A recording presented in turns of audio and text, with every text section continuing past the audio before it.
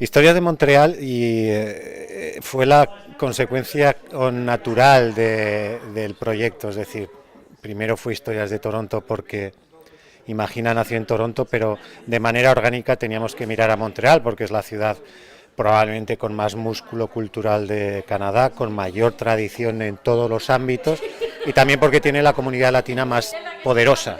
Y eso lo hemos comprobado a la hora de reunir a los autores. Teníamos muchísimos autores, teníamos una calidad tremenda, unas posibilidades de elección tremendas y el libro de hecho tiene 25 autores en comparación con los 12 que teníamos en Historias de Toronto. Hemos tenido que hacer un filtro muy estricto, siempre basados exclusivamente en criterios de calidad literaria, pero se han quedado fuera muchos autores que también tienen talento y que también tenían historias muy interesantes que contar.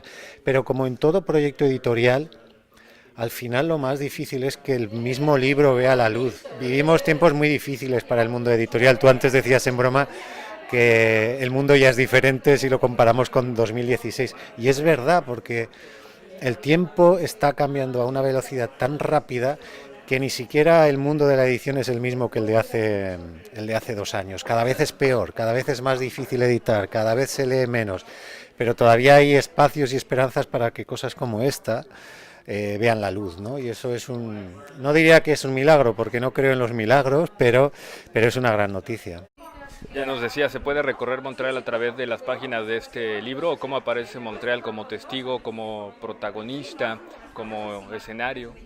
Aparece de todas las maneras. La única condición que tenían que cumplir los autores es que Montreal fuera de algún modo el protagonista, o bien pasivo o bien activo de los relatos, o bien el paisaje, bien el decorado o bien el propio protagonista. Esa era la única condición.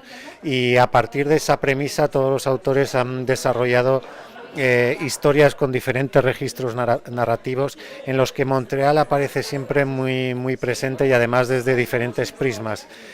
Montreal es una ciudad muy poliédrica, con una gran tradición cultural y todo eso aparece creo que muy bien plasmado en el libro y lo mejor de todo es que independientemente de que los 25 autores escribimos en español y somos hispanoamericanos, realmente hemos escrito con los ojos de un ciudadano canadiense o de un escritor canadiense y hay relatos que realmente pueden ser igualmente atractivos para un lector francés o para un lector anglosajón. Y yo creo que ese es un gran logro, el de que fuera o al margen de nuestra lengua nativa, nuestra voz y nuestra mirada hacia la ciudad, hacia Montreal, es tan legítima como la de un escritor que ha nacido en Canadá. La literatura en español en Canadá había sido la literatura de la emigración, que en cierta medida arrastraba un complejo de inferioridad fruto de la hostilidad del emigrante, del no sentirte todavía parte de este país. Era una literatura del desarraigo, con un discurso victimista que correspondía también al tipo de emigración, una emigración muy difícil que fue la que vivieron y experimentaron y sufrieron los centroamericanos e hispanoamericanos en los años 60, 70, 80 y 90 del pasado siglo.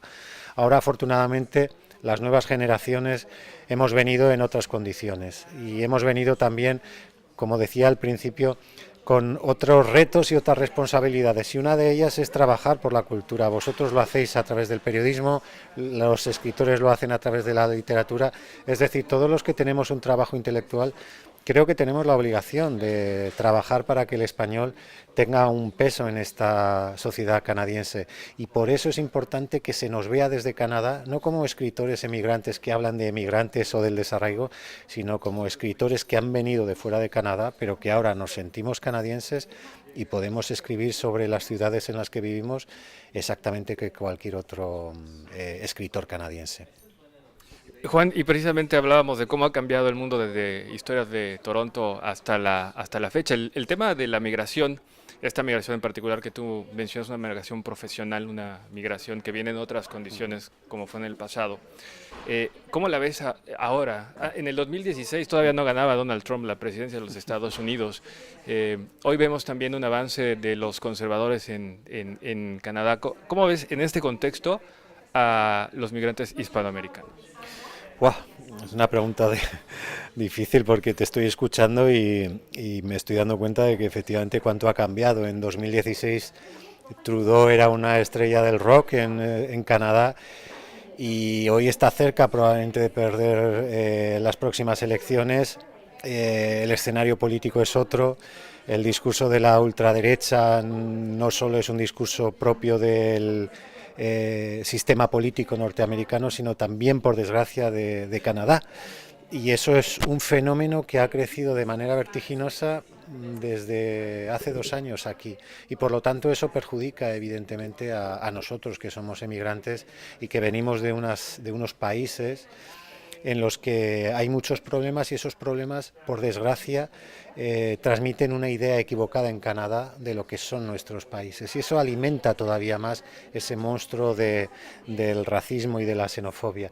Yo no quiero ser pesimista y no soy pesimista, pero sí que tengo inquietud ante el futuro, porque en 2 años las cosas se han complicado, y pensábamos todos, y yo el primero, que vivíamos en un país que estaba al margen, que era refractario de esos discursos racistas, y vemos que no es así. Vemos cuando gana Doug Ford en Ontario, cuando empieza a aplicar esas políticas, nos damos cuenta que el fantasma no era un fantasma que recorría la vieja Europa parafraseando a Marx, sino que está aquí mismo, está en Canadá, está en Ontario, está en Toronto.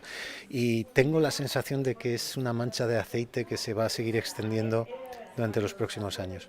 ¿Qué hacer como comunidad hispanoamericana en estos momentos?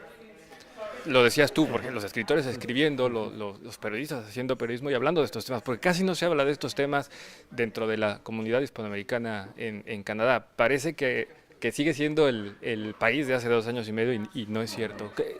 ¿Cómo ves tú, como periodista, como escritor, como promotor cultural, el papel que debe asumir en este momento la comunidad hispanoamericana? Es muy buena pregunta, y es muy buena pregunta porque no tengo una respuesta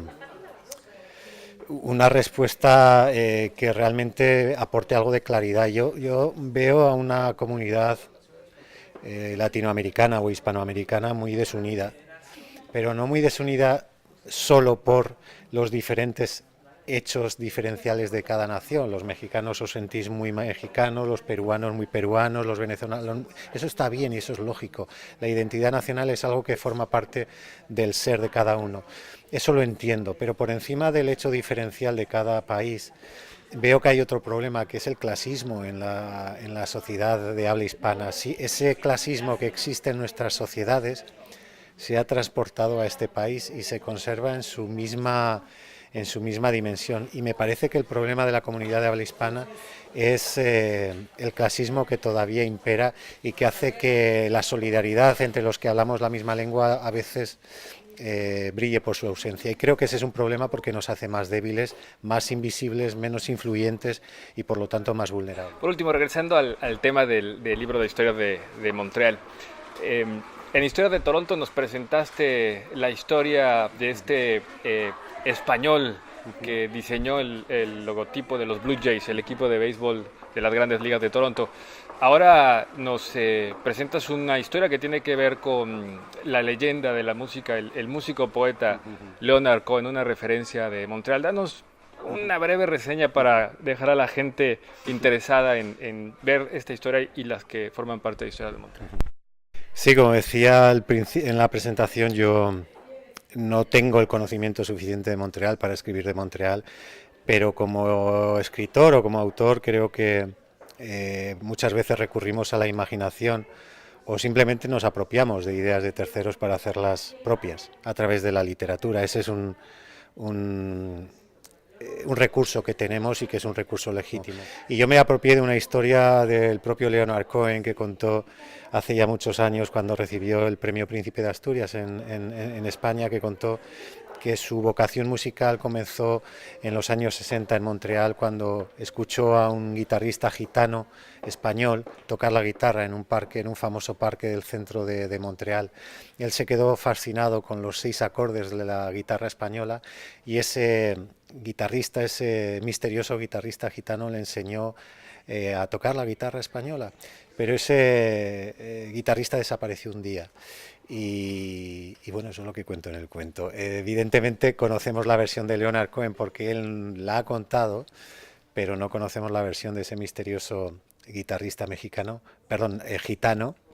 Y con eso juego en mi relato, a inventar o a imaginar cómo era, quién era y por qué desapareció ese guitarrista español.